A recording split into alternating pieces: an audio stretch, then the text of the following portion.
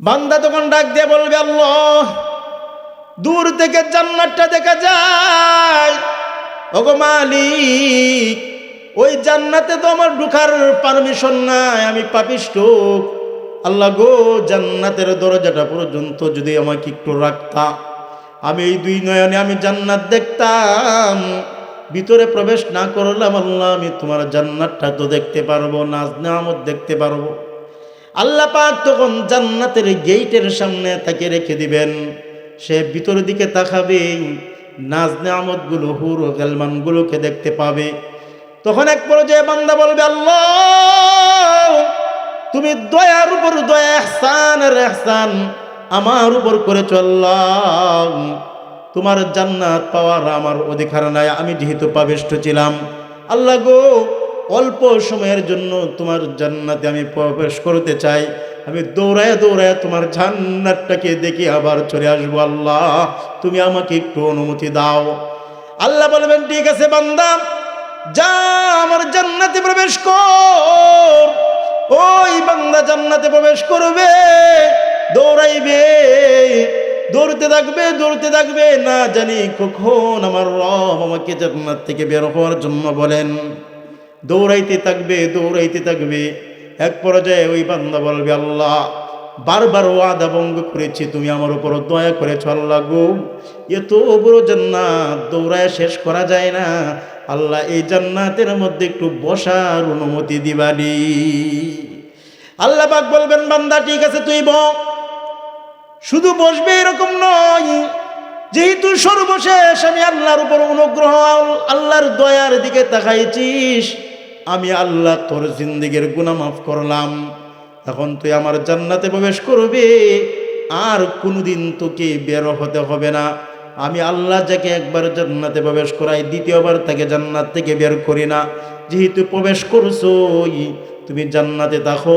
অল্প জায়গা নয়, বরঞ্চ যে দুনিয়াতে থেকে আসছো, ওই দুনিয়ার 10 দুনিয়া সম পরিমাণ তোমাকে একটা জান্নাত দিয়া দিলাম।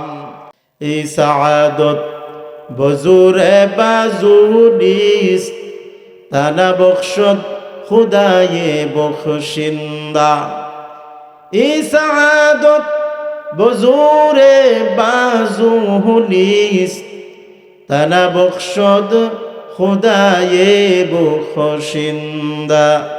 নামারাদর জাহা আহদো ওয়াফাহাবুত, জফা করদি ওবদ আহদি নমদি। বা একবার জাহাদিল দর তু বসতম, নদানিস্তম কেবর গর্দি বজদি। হুনু যত গর সরে সুলহাস্তে বাহাজাং, কজা মাহবু বেতর বাসি কেবদি। কজা মাহবু বেতর বাসি কেবদি। আল্লাহু আকবার বলেন। ও মুমিন মুসলমান, এই যে আমরা সময় এখানে দিলাম, এই জায়গায় আমরা বসলাম, হয়তো বাড়িতে 1 ঘন্টা 2 ঘন্টা ঘুমাইতে পারতাম। ঘুমটাকে বাদ দিয়ে, ঘুমটাকে কোরবান করে দিয়ে আমরা আল্লাহর রাসূলের সন্তুষ্টি অর্জন করার জন্য এখানে আসলাম। আল্লাহর নবী, বিশ্ব নবী রহমতে আলম সাল্লাল্লাহু আলাইহি ওয়াসাল্লাম বলেন, বান্দাগুলো যখন আখিরি মোনাজাত করে যাবে, আল্লাহ রাব্বুল আলামিন বান্দার নারী পুরুষ যারাই অংশগ্রহণ করবে, সকলের জিন্দেগির তামাম সগীরা গুনাহগুলো মাফ করে দেওয়া হবে। ও মুমিন মুসলমান, আপনার আমার গুনাহ মাফ হবে, গুনাহ মাফ হবে, গুনাহ মাফ।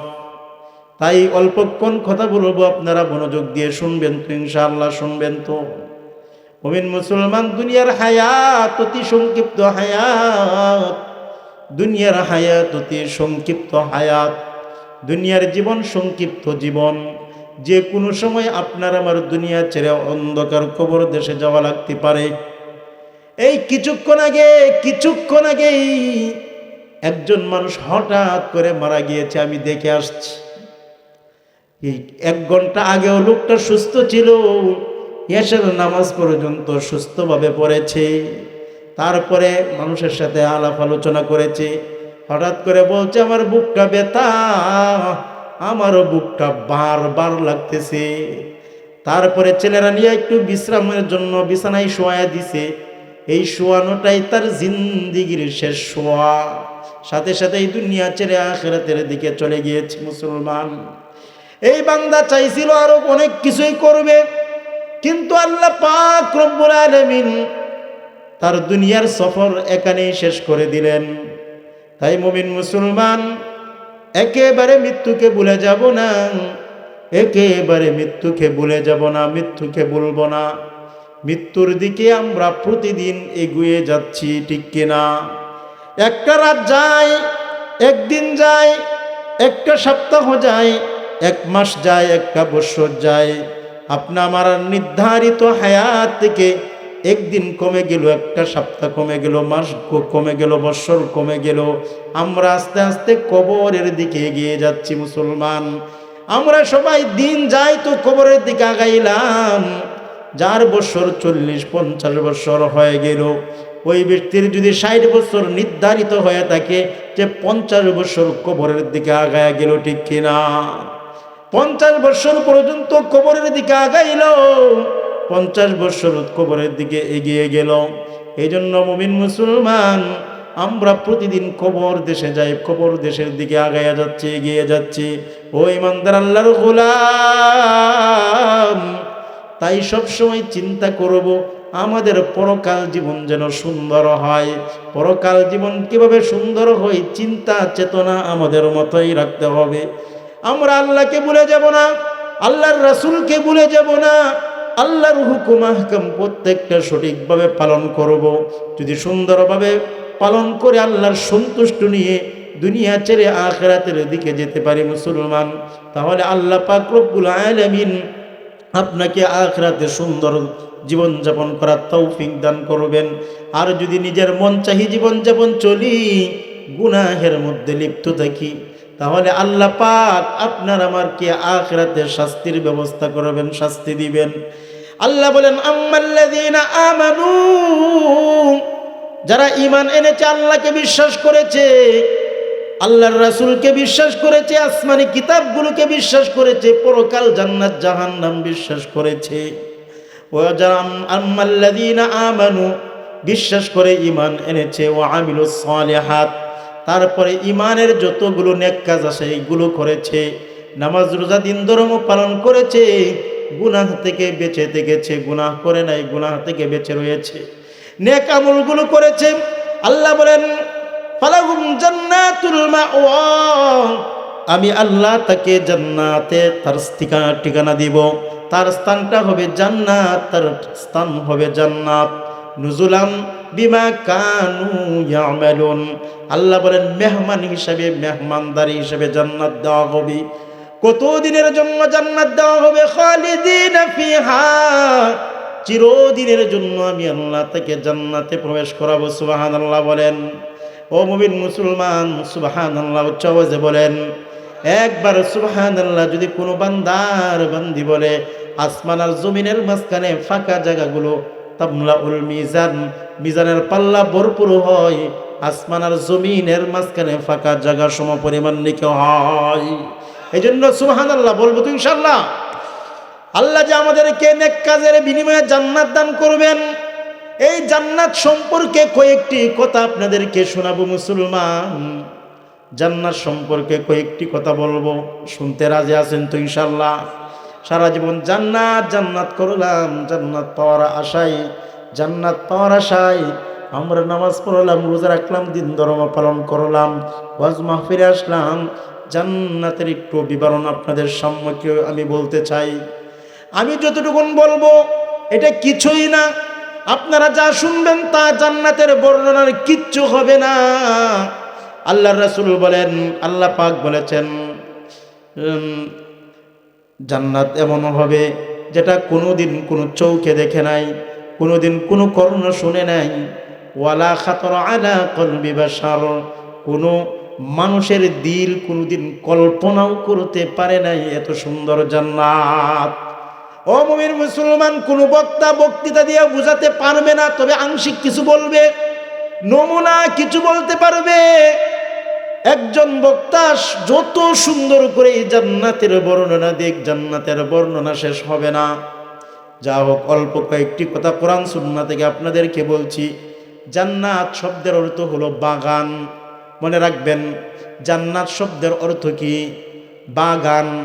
নানান ধরনের বাগান, নানান ধরনের বাগান থাকবে। জান্নাত শব্দের অর্থ বাগান। ও মুমিন মুসলমান, জান্নাত হলো আরবি শব্দ, বাংলা হলো বেহেশত। আল্লাহু আকবার। এই জান্নাত এমন নাজ নেয়ামত থাকবে, এমন শান্তি থাকবে যার কোনো অশান্তি নাই। আমরা সবাই শান্তি চাই, শান্তিতে ভরপুর হলো জান্নাত। শান্তি আমরা সকল চাই, আর পুরাপুরি শান্তি আল্লাহ জান্নাতে রেখেছেন। আমরা আরাম চাই, পরিপূর্ণ আরাম আল্লাহ পাক জান্নাতের মধ্যে রেখেছেন। আমরা ভোগ বিলাসী করতে চাই, পরিপূর্ণ ভোগ বিলাসিতা আল্লাহ পাক জান্নাতের মধ্যে রেখে দিয়েছেন। বেহেশতা যাকে আজারে নবাশত, কোসে রাবা কোসে কারে নবাশত। বেহেশতা যাকে আজারে নবাশত, কোসে রাবা কোসে কারে নবাশত। আল্লাহু আকবার। ও মুমিন মুসলমান, জান্নাত এমন একটা জায়গা, যে জায়গায় কোনো কষ্ট নাই। আপনার মন যা চাইবে তাই পাবেন। আপনি মুখ দিয়ে যা বলবেন তাও আপনি পেয়ে যাবেন। আল্লাহ বলেন, ওয়ালাকুম ফিহা মা তাশতাহি আনফুসুকুম ওয়ালাকুম ফিহা মা তাদউন। আল্লাহু আকবার বলেন, ওয়ালাকুম ফিহা মা তাশতাহি, লাকুম ফিহা মা তাশতাহি আনফুসুকুম। বান্দা, তোমাদের মনে যা চাইবে তাই পাইবে, তোমরা যা বলবে তাও পাবে। আরে বলা পরের কথা, আল্লাহ আগেই বলেছেন মন যা চাইবে তাই তোমরা পেয়ে যাবে। দুনিয়ার মানুষ অনেক কিছুই মনে চায় কিন্তু পায় না। ও মুমিন মুসলমান, নেককারীদের জন্য আল্লাহ জান্নাত তৈরি করেছেন। ওই জান্নাতে যাওয়ার পর তার মন চাইবে, আর ওই জিনিসটা আইতে দেরি হবে না। আল্লাহু আকবার। মন চাইবে পাখির গোশত খাইতে, সাথে সাথে পাখি আপনার সামনে চলে আসবে। মন চাইবে দুম্বা খাইতে, মন যা চাইবে মোট কথা তাই। ওই জায়গায় কোনো কিছু নিষেধ নাই। যা আপনি পাবেন, যা চাইবেন তাই আপনি পেয়ে যাবেন। 1 মিনিট 2 মিনিট দেরিও হবে না, সাথে সাথে আপনার সম্মুখে চলে আসবে। এই হলো জান্নাত। ও ইমানদার মুমিন মুসলমান, এই জান্নাতটা কোথায় আছে? এখনো কি সৃষ্টি আছে না পরে সৃষ্টি হবে? আল্লাহ রব্বুল আলামিন কোরআনুল কারীমে বলেন, জান্নাত আমি আল্লাহ আসমান জমিন সৃষ্টি করার সময় জান্নাত সৃষ্টি করলাম। জান্নাত আল্লাহ আগেই সৃষ্টি করে দিয়েছেন। ও মুমিন মুসলমান, তাই তো হাদিস শরীফের মধ্যে আল্লাহর রাসূল বিশ্বনবী রাহমাতুল লিল আলামিন বলেন, যখন কোনো মুমিন বান্দা মৃত্যুবরণ করে, তখন সকালে আর বিকালে ওই বান্দাকে কবর জগৎ থেকে জান্নাতটা দেখানো হয়। আর বলা হয়, ওই যে দেখো জান্নাত, ওই জান্নাত হবে তোমার শেষ ঠিকানা, তোমার জান্নাতেই হবে শেষ ঠিকানা।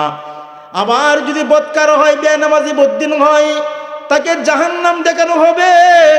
আর বলা হবে, ওই যে দেখো জাহান্নাম, ওই জাহান্নামটাই তোমার শেষ ঠিকানা হবে। তাহলে বোঝা গেল জান্নাত আল্লাহ সৃষ্টি করেছেন। আবার আমাদের প্রথম মানব আদম আলাইহিস সালাতু ওয়াস সালামকে আল্লাহ পাক সৃষ্টি করার পরে কোথায় রেখেছিলেন? জান্নাতে। ইয়া আদম উসকুন আনতা ওয়া যাওজুকাল জান্নাহ। ও আদম, তুমি এবং তোমার স্ত্রী জান্নাতে বসবাস করো। ওয়া কুলা মিনহা রাগাদান হাইসু শি'তুমা। জান্নাতে ঘুরো ফিরো, খাও, কোনো বাধা নাই, তৃপ্তি সহকারে খাও।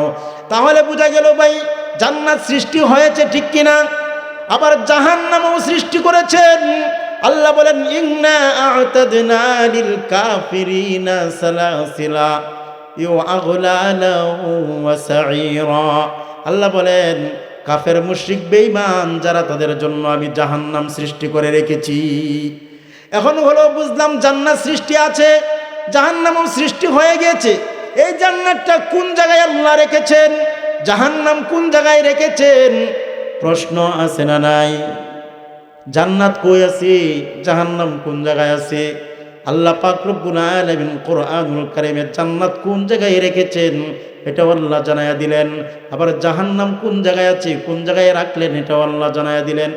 আল্লাহ পাক জান্নাত রেখেছেন 7 আসমানের উপরে। সুবহানাল্লাহ কইন। কয় আসমানের উপরে? ওই যে 7 আসমান, আমরা একটা আসমান দেখি, এই আসমানের আরো হাজার হাজার কোটি মাইল উপরে আর একটা আসমান। ওই আসমান যতটুকুন দূরে তার চেয়ে আরো কয়েক হাজার কোটি কোটি মাইল দ্বিতীয় তৃতীয় আসমান। ওই তৃতীয় আসমানের চাইতে আরো হাজার হাজার কোটি কোটি মাইল উপরে চতুর্থ আসমান, পঞ্চম আসমান আরো দূরে, ষষ্ঠ আসমান আরো দূরে, সপ্তম আসমান আরো দূরে, সপ্ত আসমানের পরে সিদরাতুল মুনতাহা, মহাশূন্য মহাশূন্য, মহাশূন্যের উপরে সিদরাতুল মুনতাহা। আল্লাহ রব্বুল আলামিন জান্নাতটাকে বানাইয়া ওই সিদরাতুল মুনতাহার নিকটে রেখে দিয়েছেন। সুবহানাল্লাহ। কোন জায়গায় আছে? 7 আসমানের উপরে সিদরাতুল মুনতাহার উপরে আছে না নাই? দলিল কি? আল্লাহ পাক সূরাতুন নাজমের মধ্যে বলেন ইনদাহা জান্নাতুল মাওয়া। আল্লাহ পাক সূরাতুল নাজমের মধ্যে বলেন জান্নাতুল মাওয়ার কাছে ইনদাহা সিদরাতুল মুনতাহা, ইনদাহা জান্নাতুল মাওয়া। ওই যে সিদরাতুল মুনতাহা ওর পাশেই হলো জান্নাতুল মাওয়া, জান্নাত। আল্লাহু আকবার। ও মুমিন মুসলমান, জাহান্নামটা কোথায় আছে? আল্লাহর নবী বিশ্ব নবী রাহমাতুল লিল আলামিন হাদিস শরীফের মধ্যে বলেছেন জাহান্নাম হলো 7 তবক জমির নিচে আছে। সুবহানাল্লাহ কইন। কয় তবক? 7 তবক জমি। যেরকম আমরা এই যে জমির মধ্যে বসবাস করছি, এই জমির লেয়ার অনেক নিচ পর্যন্ত, ওই জমি শেষ, তারপরে পানি, তারপরে আবার জমি, এরকমভাবে 7 তবক জমিন আছে। সূরা তাহার তাফসীরের মধ্যে আল্লাহর রাসূল এইগুলো কথা বলেছেন। আল্লাহ পাকও বলেছেন, তাহতা সারা শব্দ রেখেছেন কোরআনুল কারীমে সূরাতুত তাহার মধ্যে তাহতা সারা উল্লেখ করেছেন। মানে এই 7 তবক জমির নিচে হলো জাহান্নাম। ও মুমিন মুসলমান, রাসূল বলেন ইন্না জাহান্নামা তাহতাল আরদিস সাবিআ। 7 তবক জমির নিচে আমি আল্লাহ জাহান্নামকে রাখলাম। ওয়াজিআ ইয়াউমা ইযিন বিজাহান্নাম ইয়াউমাইযিন ইয়াতাযাক্কারুল ইনসানু ওয়া আন্না লাহুয যিকরা। কিয়ামতের দিন ওই 7 তবক জমির নিচ থেকে জাহান্নামকে টেনে টেনে উপরে উঠানো হবে। আল্লাহু আকবার বলো। ও মুমিন মুসলমান, তাহলে বুঝলাম আল্লাহ পাক জান্নাত সৃষ্টি করলেন, জান্নাতটাকে 7 আসমানের উপরে রাখলেন সিদরাতুল মুনতাহার কাছে। আবার জাহান্নাম দুজক সৃষ্টি করলেন, ওই দুজকটাকে 7 তবক জমির নিচে রেখেছেন। এখন আমাদের বোঝা দরকার জান্নাত কতটুকুন বড়, জানা দরকার আছে না নাই? ও মুমিন মুসলমান, জান্নাত কতটুকুন বড় আল্লাহ রাব্বুল আলামিন কোরআনুল কারীমের আয়াতের মধ্যে উল্লেখ করেছেন, ওয়াসারিউ ইলা মাগফিরাতিম মির রাব্বিকুম ওয়া জান্নাতিন আরদুহা কা'আরদিস সামাই ওয়াল আরদ উইদ্দাত লিল মুত্তাকিন।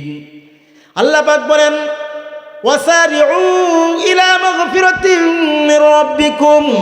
ও আমার বান্দা, সারিউ, দৌড়াও ওই তোমার রবের মাগফিরাতের দিকে দৌড়াও এবং ওই জান্নাতের দিকে দৌড়াইয়া যাও, যে জান্নাতের প্রশস্ত আসমান আর জমিনের চাইতেও বেশি। সুবহানাল্লাহ।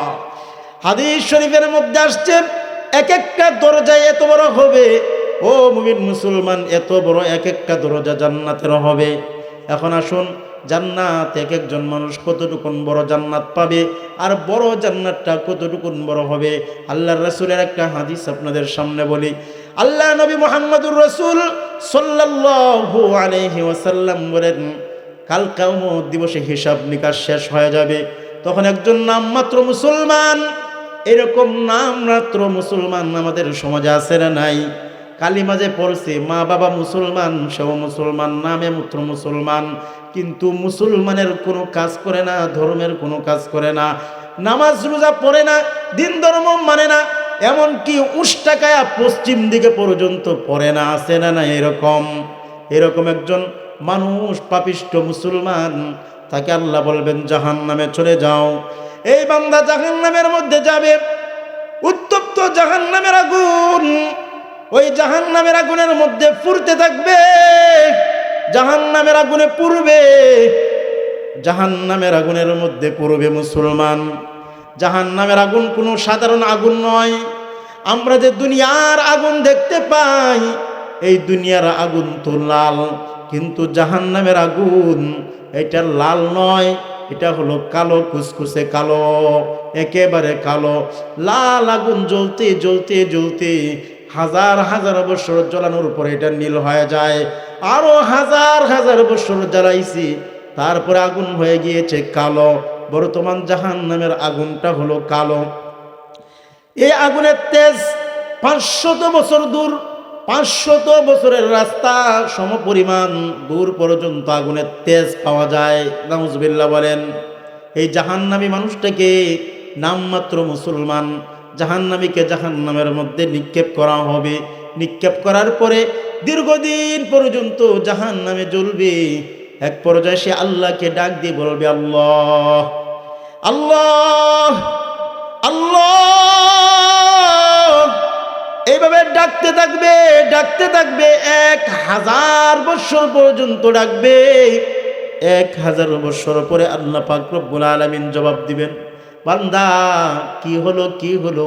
যে আল্লাহ, দুনিয়াতে আমি তোমাকে বিশ্বাস করেছি, তোমাকে বিশ্বাস করেছি, তোমার জান্নাত বিশ্বাস করেছি, জাহান্নাম বিশ্বাস করেছি। আল্লাহ, দুনিয়ার নবী রাসূলকে বিশ্বাস করেছি, সবই বিশ্বাস করেছি। চক্রান্তে পরে আমি নেক আমল করতে পারি নাই, নামাজ রোজা পড়তে পারি নাই। আল্লাহ, এই জন্য আমাকে শাস্তি তুমি দিয়েছো। আল্লাহ, আরো শাস্তি দাও। তবে তোমার কাছে আমার একটা আবেদন, আবেদনটা হলো আল্লাহ, দয়া করে মায়া করে আল্লাহ, তোমাকে এই উত্তপ্ত জাহান্নামের আগুন থেকে আমাকে একটু রক্ষা করো। আমাকে জাহান্নাম থেকে মুক্তি দেওয়া লাগবে না, কমপক্ষে জাহান্নামের পারের মধ্যে আমাকে উঠায় রাখো। জাহান্নামের পার বুঝেন তো? ওই কিনারার মধ্যে, জাহান্নামের কিনারার মধ্যে আমাকে উঠায় রাখো। আল্লাহ বলবেন, বান্দা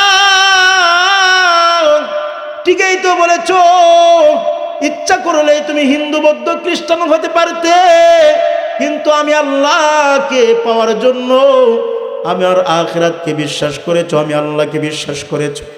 ও বান্দা, তোমাকে আমি জাহান্নামের আগুন থেকে বাঁচায়া তোমাকে কিনারায় রেখে দিলাম, যদি আর কিছু আবেদন আমার কাছে না করো।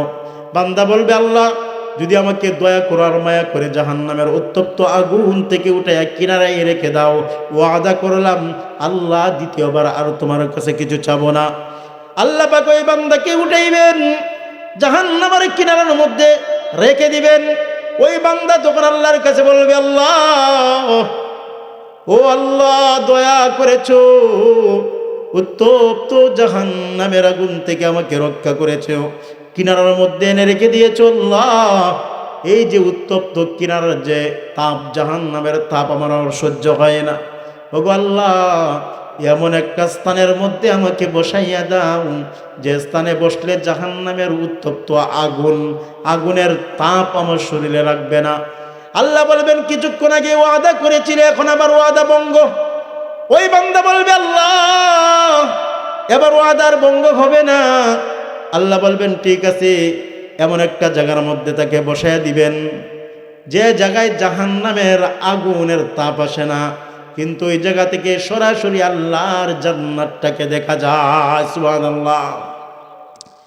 বান্দা তখন ডাক দিয়ে বলবে, আল্লাহ, দূর থেকে জান্নাতটা দেখা যায়। ওগো মালিক, ওই জান্নাতে তো আমার ঢোকার পারমিশন নাই, আমি পাপিষ্ঠ। আল্লাহ গো, জান্নাতের দরজাটা পর্যন্ত যদি আমাকে একটু রাখতা, আমি এই 2 নয়নে আমি জান্নাত দেখতাম। ভিতরে প্রবেশ না করলাম, আল্লাহ, আমি তোমার জান্নাতটা তো দেখতে পারবো, নাজ নেয়ামত দেখতে পারবো। আল্লাহ পাক তখন জান্নাতের গেইটের সামনে তাকে রেখে দিবেন। সে ভিতরের দিকে তাকাবে, নাজ নেয়ামতগুলো, হুর ও গেলমানগুলোকে দেখতে পাবে। তখন এক পর্যায়ে বান্দা বলবে, আল্লাহ তুমি দয়ার উপর দয়া, ইহসান আর ইহসান আমার উপর করেছো আল্লাহ। তোমার জান্নাত পাওয়ার আমার অধিকার নাই, আমি যেহেতু পাবিষ্ট ছিলাম। আল্লাহ গো, অল্প সময়ের জন্য তোমার জান্নাতে আমি প্রবেশ করতে চাই। আমি দৌড়ায় দৌড়ায় তোমার জান্নাতটাকে দেখি আবার চলে আসবো। আল্লাহ তুমি আমাকে একটু অনুমতি দাও। আল্লাহ বলবেন, ঠিক আছে বান্দা, যা আমার জান্নাতে প্রবেশ কর। ওই বান্দা জান্নাতে প্রবেশ করবে, দৌড়াইবে, দৌড়তে থাকবে, দৌড়তে থাকবে, না জানি কখন আমার রব আমাকে জান্নাত থেকে বের হওয়ার জন্য বলেন। দৌড়াইতে থাকবে, দৌড়াইতে থাকবে। এক পর্যায়ে ওই বান্দা বলবে, আল্লাহ বারবার ওয়াদা ভঙ্গ করেছি, তুমি আমার উপর দয়া করেছ আল্লাহ গো, এত বড় জান্নাত দৌড়ায় শেষ করা যায় না। আল্লাহ এই জান্নাতের মধ্যে একটু বসার অনুমতি দিবানি। আল্লাহ পাক বলবেন, বান্দা ঠিক আছে তুই শুধু বসবে এরকম নয়, যেহেতু সর্বশেষ আমি আল্লাহর উপর অনুগ্রহ, আল্লাহর দয়ার দিকে তাকাইছিস, আমি আল্লাহ তোর জিন্দেগির গুনাহ মাফ করলাম।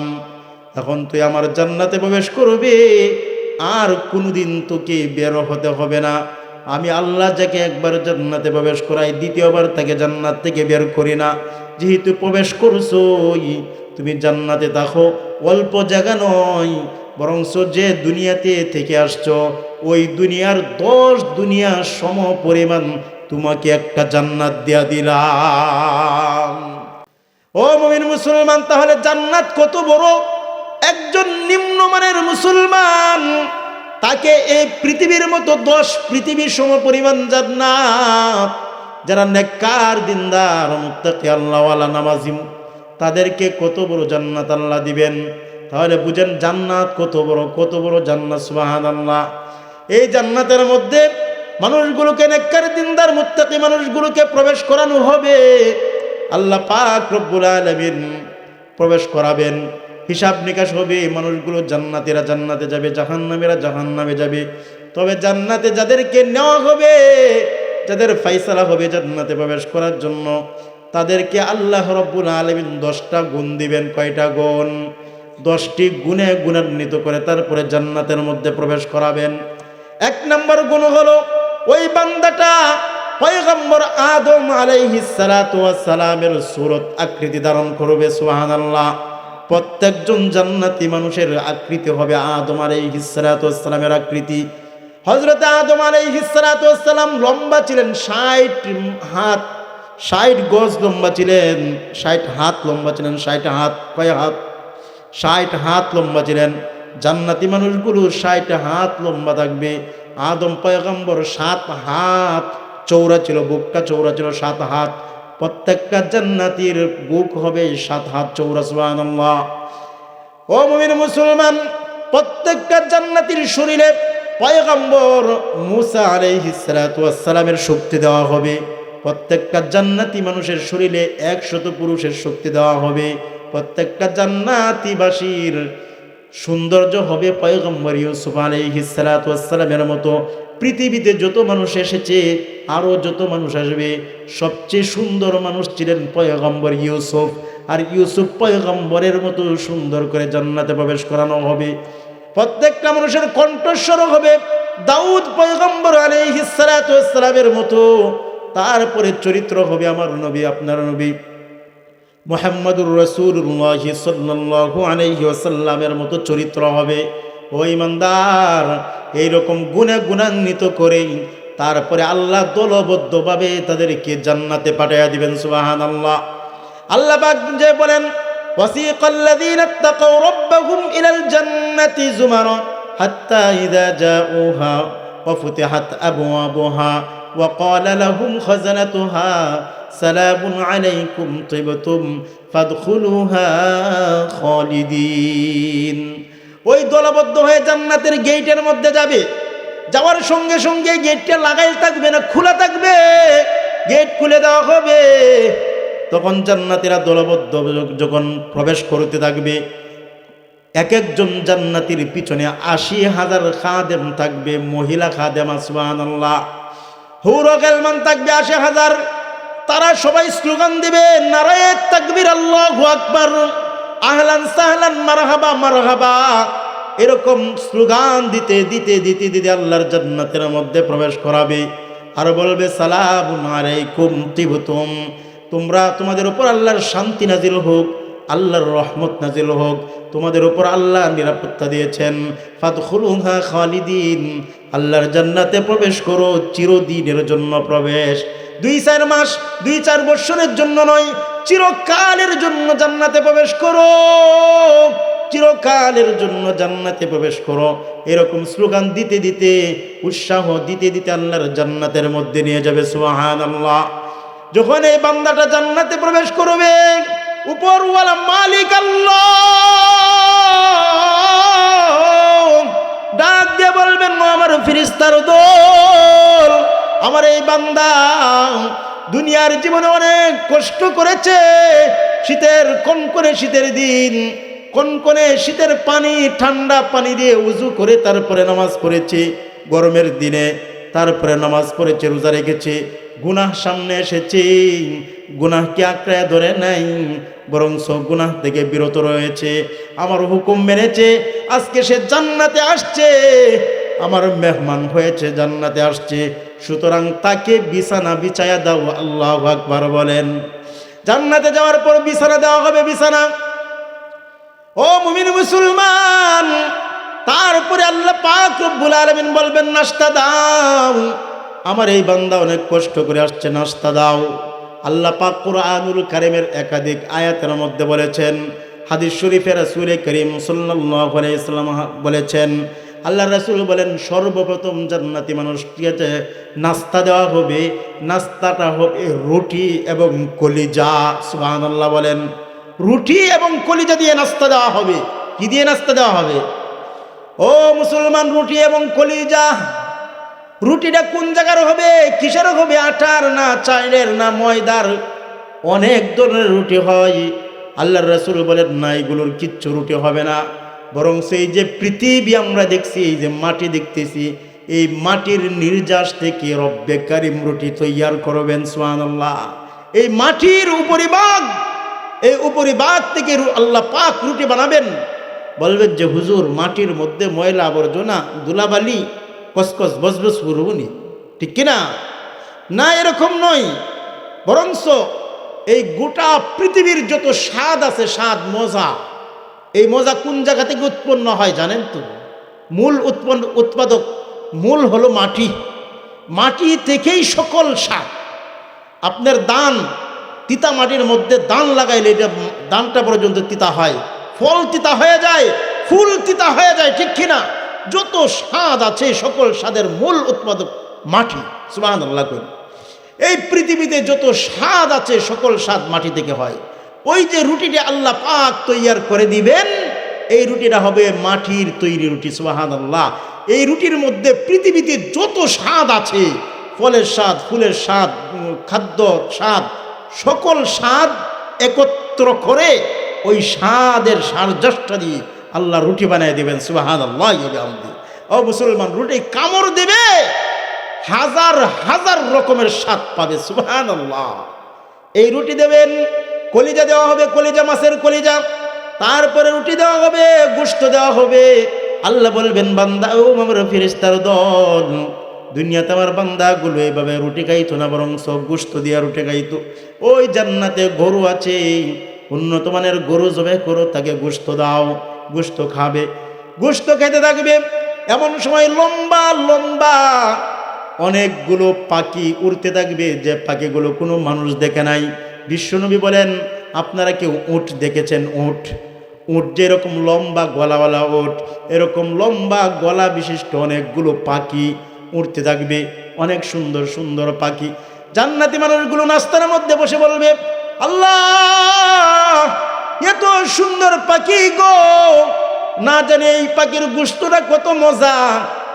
মনে মনে এই চিন্তাটা করবে, সাথে সাথে পাখিটা সামনে চলে আসবে, আয়েশা বলবে, আসসালামু আলাইকুম ইয়া আহলাল জান্নাহ, হে জান্নাতবাসী, তুমি আমাকে কিভাবে খাইতে চাও? আল্লাহু আকবার। যেভাবে বলবে সেইভাবেই জান্নাতি পাখিটা সেই রকম হয়ে যাবে, খাইবে, গুস্তু খাবে, হাড্ডিগুলো ফেলে দিবে, ফেলে দেওয়ার সঙ্গে সঙ্গে হাড্ডিটা আবার পাখি হয়ে সালাম দিবে, আসসালামু আলাইকুম ইয়া আহলাল জান্নাহ বলে আবার উড়ে চলে যাবে। সুবহানাল্লাহ বলেন। গুস্ত খাবে, নাস্তা করবে, তারপরে আল্লাহ বলবেন এখন নাস্তা খাইছে, এখন ফল ফ্রুট দাও, ফল ফ্রুট। ওয়াফাকিহাতিন কাসীরা, বিভিন্ন ধরনের ফল থাকবে, যার কোনো হিসাব নিকাশ থাকবে না। ও মুসলমান, আমরা মাত্র কয়েক প্রকার ফলের নাম জানি, কয়েক প্রকার ফল খাইছি। পৃথিবীতে আরও এরকম হাজার ধরনের ফল যেগুলো আমরা দেখিও নাই, নামও শুনি নাই, এরকম আছে না নাই? এই ফলগুলো হাজার রকমের ফল থাকবে। আল্লাহ পাক বলেন ওয়াফাকিহাতিম মিম্মা ইয়াতাখায়্যারুন, এই হাজার ধরনের ফল থাকবে। জান্নাতি মানুষ যেটা মন চায় এটা থেকেই সে খাবে। মনে করবে আল্লাহ আঙ্গুর ফল খেতাম যদি, এই কথাটা মনে আসবে, সাথে সাথে আঙ্গুর গাছের ফলগুলো মুখের সামনে চলে আসবে, তারপরে হাঁ করবেন তো খাইবেন। সুবহানাল্লাহ বলেন। এক প্রকার আঙ্গুলে কামড় দিবেন, আল্লাহ রাসূল বলেন 70 প্রকার আঙ্গুরের স্বাদ পাওয়া যাবে। একটা আঙ্গুরে কামড় দিবে, একটা আপেলে কামড় দিবে, 70 প্রকার আপেলের স্বাদ পাবে। একটা আমের মধ্যে কামড় দিবে, 70 প্রকার আমের স্বাদ পাবে। এত সুস্বাদু খাবার হবে, খাবার দাবার শেষ হবে, এরকম নাস্তা, ফল, আগে রুটি খাবে, ফল খাবে, তারপরে আমরা পানীয় চা খাই বা ঠান্ডা জাতীয় কিছু খাই না মুসলমান। আল্লাহ পাক তারপরে পানীয়ের ব্যবস্থা করবেন, চার ব্যবস্থা, ঠান্ডার ব্যবস্থা করবেন। আল্লাহ পাক কোরআনুল কারিমে 2টা পানির কথা উল্লেখ করেছেন, একটা হলো সালসাবিল আর একটা হলো জানজাবিল। এই সালসাবিল এবং জানজাবিল এই 2 ধরনের পানি আল্লাহ রব্বুল আলামিন পান করাবেন। এখন নাস্তা পরিপূর্ণ হলো। আল্লাহ রাসূল বলেন 70,000 প্লেট নাস্তা করবে। সুবহানাল্লাহ বলেন।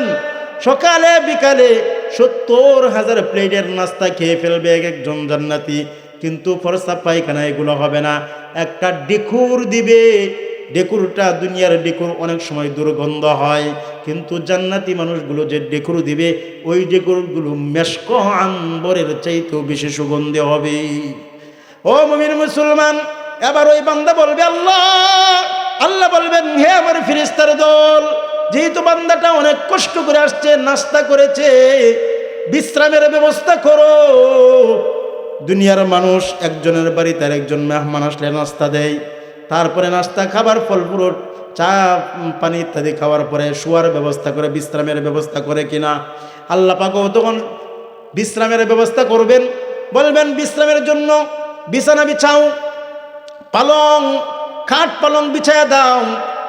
ও ইমানদার মুমিন মুসলমান, আল্লাহ পাক বলেন ওয়া ফুরুশিম মারফুআ, সূরা ওয়াকিয়ার আয়াত, ওয়া ফুরুশিম মারফুআ, এমন উচ্চা বিছানা বিছিয়ে দেওয়া হবে যে বিছানাটা হবে 60 মাইল। সুবহানাল্লাহ কইন, কয় মাইল? 60 মাইল উঁচা বিছানা দেওয়া হবে। মুসলমান, 60 মাইল উঁচা বিছানা, এত উঁচা বিছানার মধ্যে মানুষ কিভাবে উঠবে, ঠিক কিনা? মানুষটা 60 হাত লম্বা হইলে 60 মাইল উপরের বিছানা কিভাবে উঠবে? 60 মাইল উপরে কিভাবে উঠবে? মুসলমান, আপনারা লিফট ব্যবহার করেছেন তো অনেকেই, লিফট আছে না, টিপ দিলে নিচে আসে, আবার উপরে উঠে যায়। তো ওই বিছানা, জান্নাতি বিছানাটা মনের সাথে সম্পর্ক থাকবে। জান্নাতি মানুষ মনে মনে ধারণা করবে আমার এখন বিশ্রামের সময় হয়ে গিয়েছে, সাথে সাথে এটা মুহূর্তের মধ্যেই নিচু হয়ে যাবে। আপনি যখন উঠবেন, শুইবেন, সাথে তা আপনাকে উপরে নিয়ে যাবে। সুবহানাল্লাহ বলেন। ওই মানুষগুলো এরকমভাবে জান্নাতের বিছানার মধ্যে শুবে। এক একজন যুবক 30 বছরের 33 বছরের যুবক থাকবে, আর মহিলা জান্নাতীরা হবে 30 বছরের, আর পুরুষরা হবে 33 বছরের। 33 বছরের যুবক শুয়ে থাকবে, ভালো লাগবে না। তখন আল্লাহ পাকের পক্ষ থেকে বলা হবে ফেরেশতার দল, আমার এই বান্দা একা একা শুয়ে আছে, তার ভালো লাগতেছে না। দুনিয়াতে সে এই বছরে এই সময়টার মধ্যে তার স্ত্রী পুত্রদেরকে নিয়ে শুয়ে থাকতো, সুতরাং তাকে একটা বিবাহের ব্যবস্থা করে দাও, তাকে একটা স্ত্রীর ব্যবস্থা করে দাও। আল্লাহ বলেন ওয়াজাওয়াজনাহুম বিহুরিন আইন, আল্লাহ পাক বলেন তাদেরকে জান্নাতের হুর এনে তাদের সাথে বিবাহ করে দেওয়া হবে। সুবহানাল্লাহ। ও মুমিন মুসলমান, জান্নাতি হুর নাম শুনছেন তো? ওয়াহুরুন আইন কামসালিল লুলুইল মাকনুন। হুরদের সৌন্দর্য সম্পর্কে কোরআনুল কারীমে 3টি আয়াত আছে। 1 নম্বর কামসালিল লুলুইল মাকনুন, 2 নম্বর কান্নাহুন্না বাইযুম মাকনুন, 3 নম্বর কান্নাহুন্নাল ইয়াকুত ওয়াল মারজান। আল্লাহু আকবার বলেন। এরা এত সুন্দর, এত সুন্দর, বিশ্বনবী বলেন যে এরা যদি সূর্যের সামনে, দুনিয়ার সূর্যের সামনে আঙ্গুল ধরে দেয়, কি ধরে দেয় মুসলমান? আঙ্গুলটা এরকম ধরে দেয়, সূর্যের আলো শেষ হয়ে যাবে, তাদের আঙ্গুলের আলোয় গোটা পৃথিবী আলোকিত হয়ে যাবে। আল্লাহু আকবার। এরকম সুন্দর হুর দেওয়া হবে। 80 জন হুর সাথে জান্নাতি পুরুষটাকে বিবাহ করায় দেওয়া হবে। ও মুমিন মুসলমান, তারপরে 80 জন হুর এক একজনের খাদেমা থাকবে, আবার 70,000 খাদেমা থাকবে। সুবহানাল্লাহ বলেন। 80,000 হুর থাকবে, 80 জন মূল হুর থাকবে, আর তাদের সেবিকা খাদেমা থাকবে আরো 70,000 করে। এই বিশাল জান্নাতি মেয়েদেরকে নিয়ে জান্নাতি পুরুষগুলো আমোদ প্রমোদ করতে থাকবে মুসলমান। এখন আমার মা বোন যারা আছেন তারা বলবেন, হুজুর পুরুষরা এরকমভাবে ইবাদত বন্দেগি করে জান্নাতি হুর পাইল, তারা নাচ নেয়ামত করবে, জান্নাতি মেয়েদেরকে নিয়ে আনন্দ উল্লাস করবে, আমরা যে রোজা রাখলাম, নামাজ পড়লাম, আমরা কি পাইলাম? আমাদের কি অবস্থা? প্রশ্ন আছে না নাই? আমরা কারে পাইব? আমরা কি পাইব?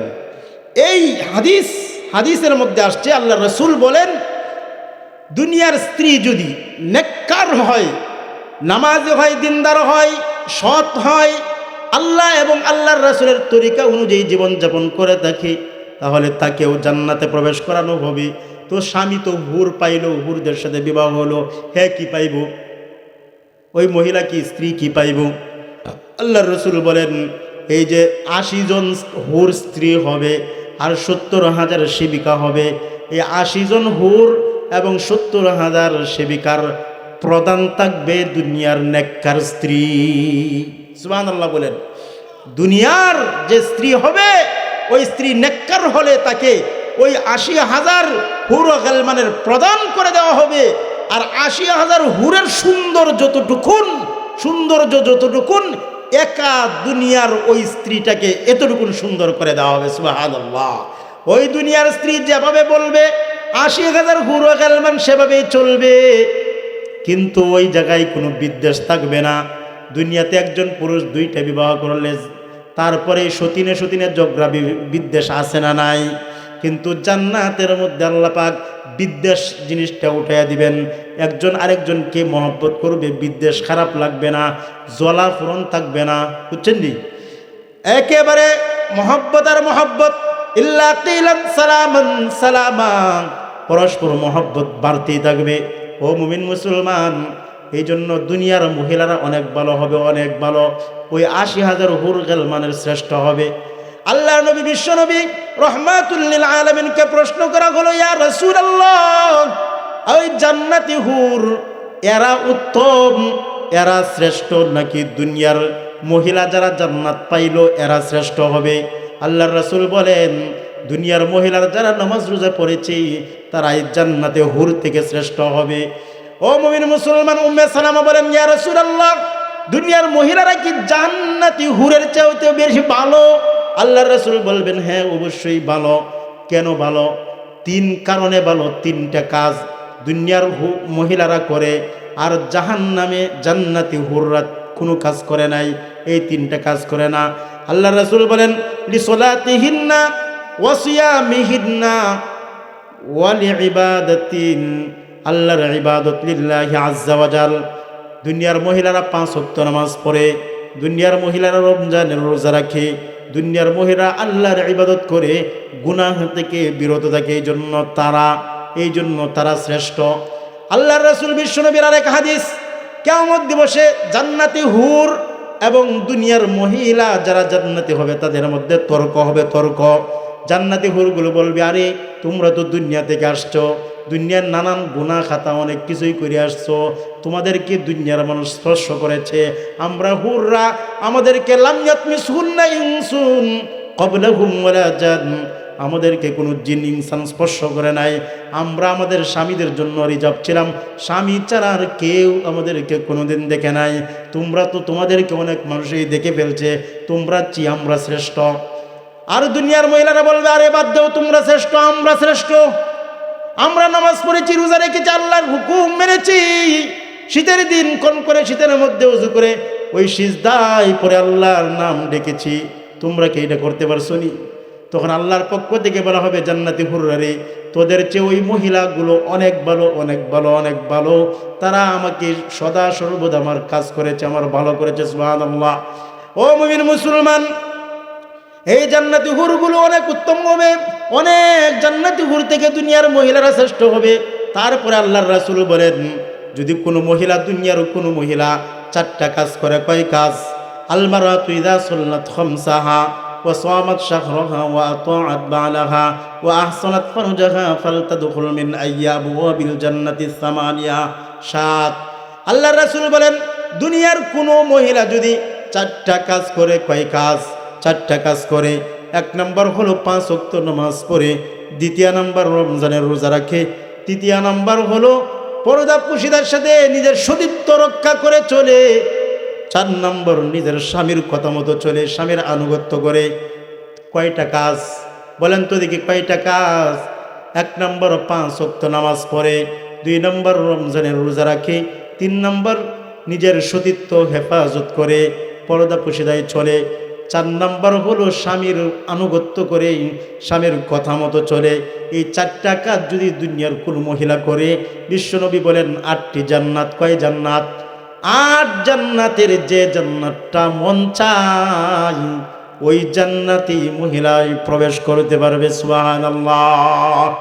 তার জন্য কোনো বাধা নাই, 8 জান্নাতের দরজা উন্মুক্ত করে দেওয়া হবে। ওই মহিলা যে জান্নাতে প্রবেশ করতে চাই, সেই জান্নাতে প্রবেশ করতে পারবে। আল্লাহু আকবার, উচ্চ আওয়াজে বলেন।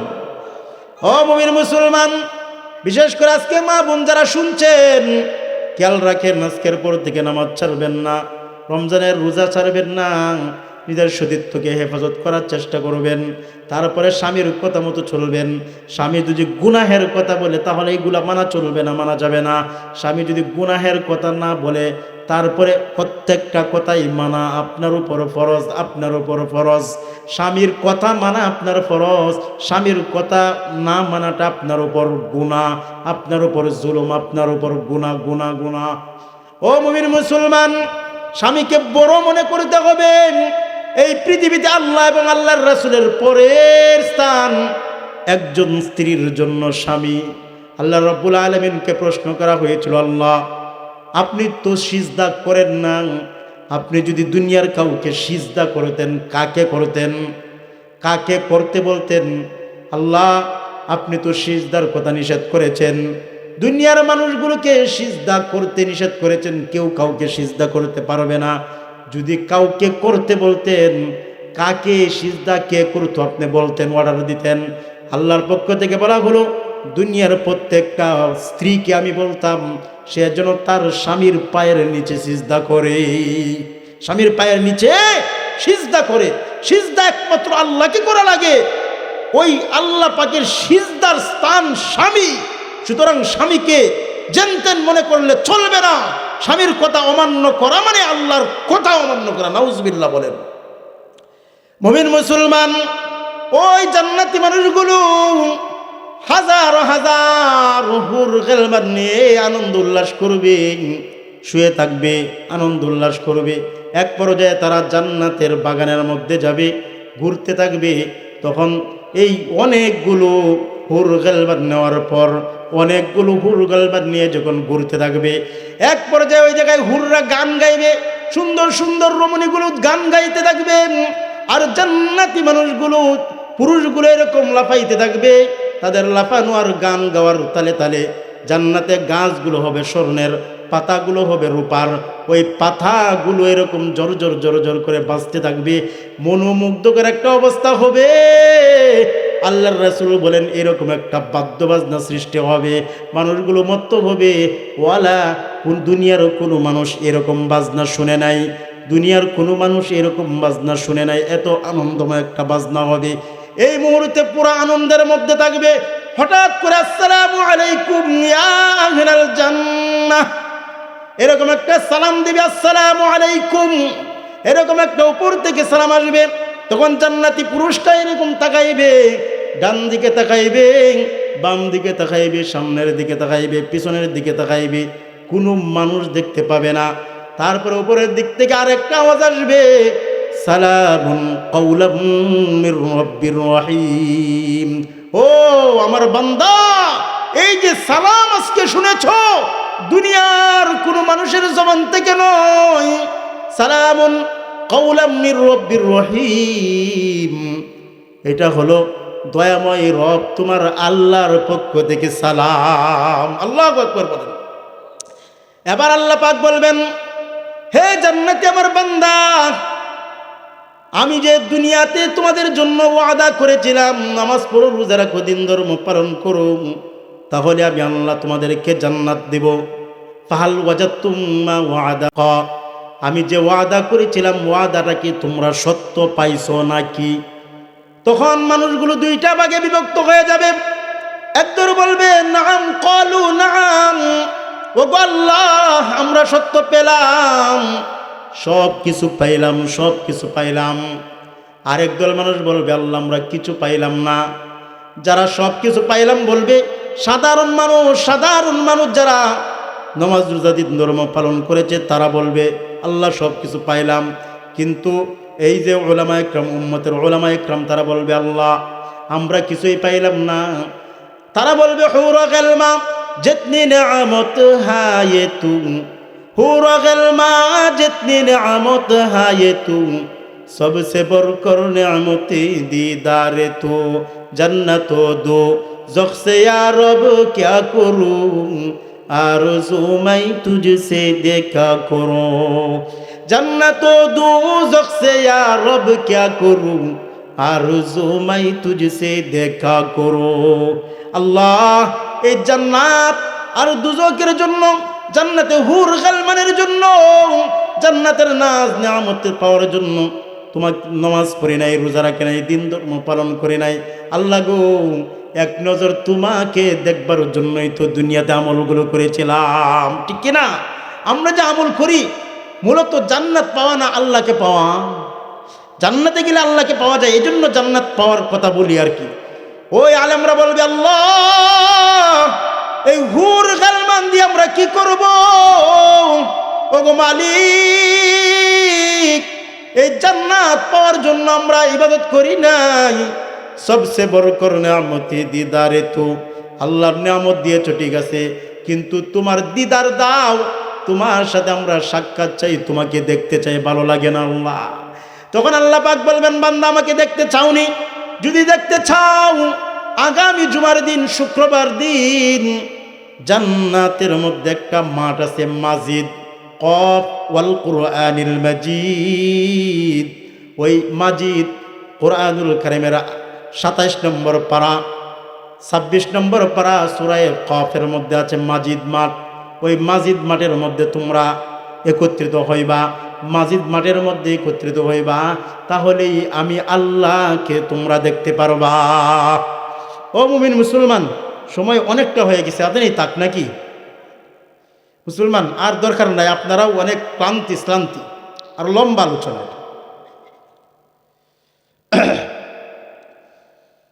কি বলেন? 12টা 10 বাজে।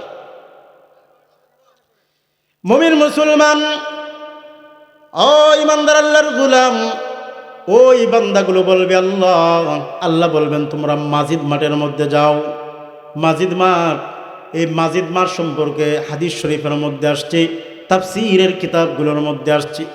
আল্লাহর রাসূল বলেন, ও মুমিন মুসলমান, আল্লাহর রাসূল বলেন যে একটা জিবরাইল আলাইহিস সালাতু ওয়াস সালাম একটা আয়না নিয়ে আসছিলেন। আয়না একদিন কিনে আসলেন, একটা আয়না নিয়ে আসলেন। কিনে আসলেন আল্লাহর রাসূলের কাছে একটা আয়না নিয়ে আসলেন, এতনি বড় একটা আয়না। তো আয়নার মাঝখানে একটা কালো দাগ। আল্লাহ রাসূল বলেন, জিবরাইল, এই আয়না তুমি নিয়ে আসলা কেন? আয়নার মাঝখানে কালো দাগ কেন? আয়না তো পরিষ্কার দেখি, চারোদিক থেকে পরিষ্কার, মাঝখানে একটা কালো দাগ, এই কালো দাগটা কেন? জিবরাইল আলাইহিস সালাতু ওয়াস সালাম বলেন, আল্লাহ রাসূল, এই পুরা আয়নাটা হলো জান্নাত, আর মাঝখানে যে কালো দাগ এইটা হলো মাজিদ, মাঠ, জান্নাতের মাঠ। দুনিয়ার জায়গায় জায়গায় মাঠ আছে না নাই? এরকম জান্নাতের মধ্যেও একটা মাঠ থাকবে, মাঠের নাম হলো মাজিদ। এই মাজিদ মাঠটা জান্নাতের মাঝখানে। এই মাজিদ মাঠ সম্পর্কে জিবরাইল বলেন, ইয়া রাসূলুল্লাহ, ইয়া হাবিবাল্লাহ, আমি একদিন আল্লাহ রব্বুল আলামিনের কাছে আবেদন জানাইছিলাম, ওগো আল্লাহ, এই জান্নাতের যে মাঠ, এই মাঠটা আমি একটু ঘুরে ঘুরে দেখতে চাই, আমাকে একটু অনুমতি দেওয়া হোক। আল্লাহ বলেন, জিবরাইল, তুমি জান্নাতের ওই মাঠ দেখতে পারবা না, মাঠটা দেখতে পারবা না। ও জিবরাইল, চেষ্টা করলেও তুমি পারবা না। জিবরাইল বারবার আল্লাহর কাছে বলে, আল্লাহ, যতটুকুন দেখতে পারি ততটুকুনি দেখতে চাই। আল্লাহ অনুমতি দিলেন। মুসলমান, জিবরাইল ফেরেশতা, সবচেয়ে বড় ফেরেশতা, তাকে আল্লাহ রব্বুল আলামিন 600 পাখা দিয়েছেন। এই পাখাগুলো দিয়ে উড়ে, এক একটা পাখা এই পৃথিবীর চাইতেও আরো বড়, এক একটা পাখা পৃথিবীর চাইতে আরো বেশি বড়। এরকম 600 পাখা জিবরাইল আলাইহিস সালাতু ওয়াস সালামকে আল্লাহ পাক দিলেন। জিবরাইল বলেন, ইয়া রাসূলুল্লাহ, ইয়া হাবিবাল্লাহ, আমি একটা পাখা দিয়ে উড়লাম একেবারে লাগাতার 40 বছর। কয় বছর? একটা পাখা দিয়ে লাগাতার 40 বছর। 40 বছর পরে পাখাটা ক্লান্তি হয়ে যায়, রেখে দিলাম, দ্বিতীয় পাখা বের করলাম, আরো 40 বছর। এরকম 600 পাখা দিয়ে উড়লাম। 600 পাখা দিয়ে উড়ার পর আমার প্রত্যেকটা পাখা দুর্বল হয়ে যায়, আমি বসে গেলাম। আল্লাহর দরবারে বললাম, আল্লাহ, এক একটা পাখা দিয়ে 40 বছর পর্যন্ত উড়লাম, 600 পাখা দিয়ে এরকম উড়তে উড়তে কত হাজার হাজার লাখ লাখ বছর উড়লাম। মাজিদ মাঠ ঘুরে ঘুরে দেখলাম। আল্লাহ, মাজিদ মাঠ কতটুকুন দেখতে পারলাম? আমি তো এখনো শেষ করতে পারি নাই। রব্বে কারিমের পক্ষ থেকে আওয়াজ আসবে, ও জিবরাইল, মাত্র মাজিদ মাঠের 4 ভাগের 1 ভাগও দেখতে পারো নাই। এত বড় মাজিদ মাঠ হবে। তো আল্লাহ পাক ঘোষণা দিলেন, বান্দা, তোমরা যদি আমাকে সাক্ষাৎ পাও, আমাকে দেখতে চাও, ওই মাজিদ মাঠের মধ্যে যাও, শুক্রবার দিন যাও। বিশাল টেজ করা হবে। 3টা চেয়ার এরকম ভাবে টেজের উপর রাখা হবে। একটা বিরাট বড় চেয়ার কুরসি, ডান পাশে একটা চেয়ার, বাম পাশে একটা চেয়ার রাখা হবে। মুসলমান, সামনের চেয়ারগুলো স্বর্ণ রূপার চেয়ার হবে, স্বর্ণের চেয়ার হবে। এরকম ভাবে যতগুলো জান্নাতি মানুষ, ততগুলো স্বর্ণের চেয়ার হবে। সকল মানুষগুলো জমায়েত হবে। হাজারো হাজার, কোটি কোটি, অগণিত অসংখ্য জান্নাতি নারী পুরুষ সবাই আসবে। আসার পর তারা এরকম চেয়ারের মধ্যে, আসনের মধ্যে বসবে। প্রত্যেক নবী তাদের সাথে থাকবেন, কিন্তু টেজের মধ্যে 3টা চেয়ার। 1 নম্বর চেয়ারের মধ্যে এসে বসবে পয়গম্বর দাউদ আলাইহিস সালাতু ওয়াস সালাম। তারপরে দ্বিতীয় আর একটা চেয়ারের মধ্যে বসবেন আপনার নবী মুহাম্মদুর রাসূলুল্লাহ সাল্লাল্লাহু আলাইহি ওয়াসাল্লাম বসবেন। 3 নম্বর মাঝখানের যে চেয়ার, বড় আসন, এটা খালি থাকবে। সকল হাসরবাসীরা বলবে, বুঝলাম দাউদ পয়গম্বর, ওইদিকে বিশ্ব নবী রাহমাতুল লিল আলামিন বসলেন, মাঝখানের চেয়ারে কে বসবে? মানুষগুলো হা করে তাকায় থাকবে। হঠাৎ করে দেখবে আল্লাহ রাব্বুল আলামিন নূরের তাজাল্লি এই 3য় মাঝখানের চেয়ারটার মধ্যে পড়ে গিয়েছে। সুবহানাল্লাহ। হা করে তাকায় থাকবে আল্লাহর তাজাল্লির দিকে।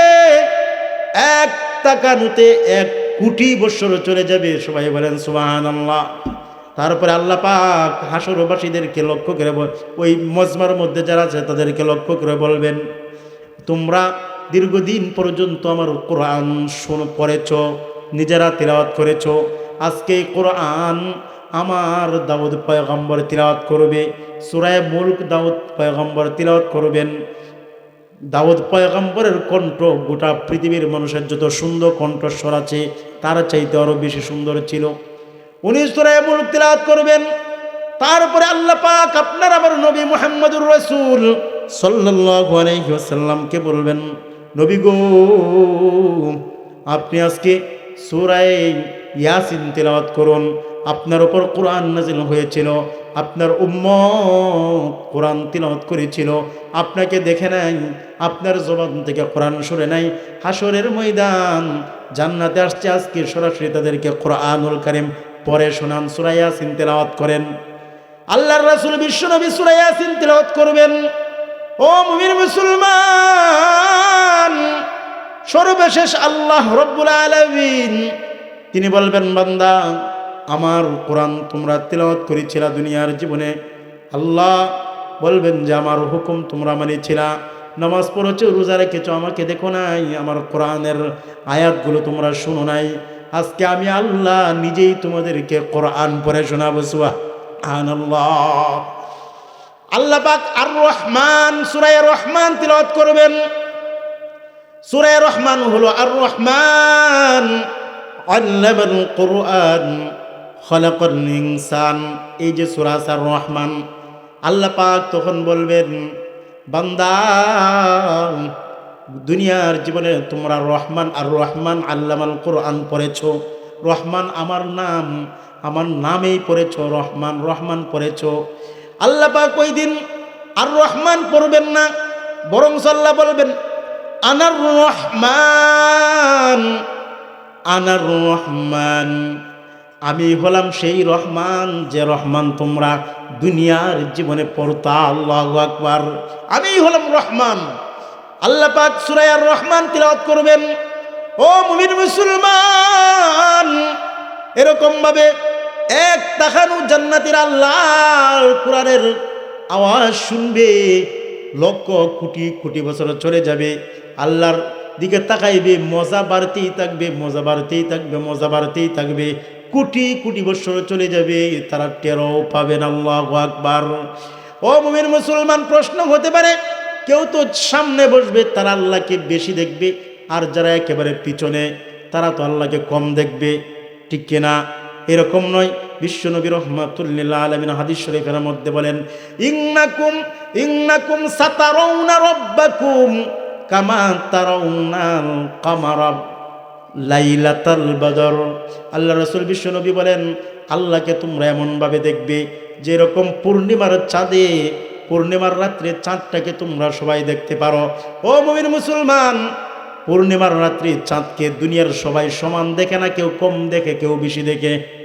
আপনারা এই ঢাকার মানুষ, গাজীপুরের মানুষ যেরকম দেখেন, আমাদের নেত্রকোনার মানুষও সেই রকমই দেখে, ভারত পাকিস্তানের মানুষও সেই রকম দেখে, আমেরিকার মানুষও সেই রকম দেখে, ঠিক কিনা? কেউ কি ব্যবধান আছে একটু কম বেশি এরকম হয়? এরকম হয় না, সবাই সমান দেখে। তা আল্লাহকেও কাল কিয়ামত দিবসে জান্নাতের মধ্যে সবাই সমান সমান দেখবে, কমতে হবে না। ইমানদার মুমিন মুসলমান, আল্লাহকে দেখা হলো, এবার আল্লাহ রব্বুল আলামিন বলবেন, যাও তোমরা জান্নাতের মধ্যে বসবাস করো, কুলু ওয়া তামাত্তাউ কালিলান, কুলু ওয়া তামাত্তাউ, খাও পান করো, হানি বিমা কুনতুম তা'মালুন। ওই জায়গায় আল্লাহ অনেকগুলো কথা বলবেন, সুন্দর সুন্দর কিছু নসিহত করবেন জান্নাতীদেরকে। আল্লাহু আকবার বলেন। যা হোক, নসিহতগুলো বলা সময় নাই, আমিও তাড়াহুড়া করতেছি, কারণ হলো আমার সকাল 4টা বাজে উঠতে আমার খুলনা বাগেরহাট সুন্দরবনে যাইতে হবে।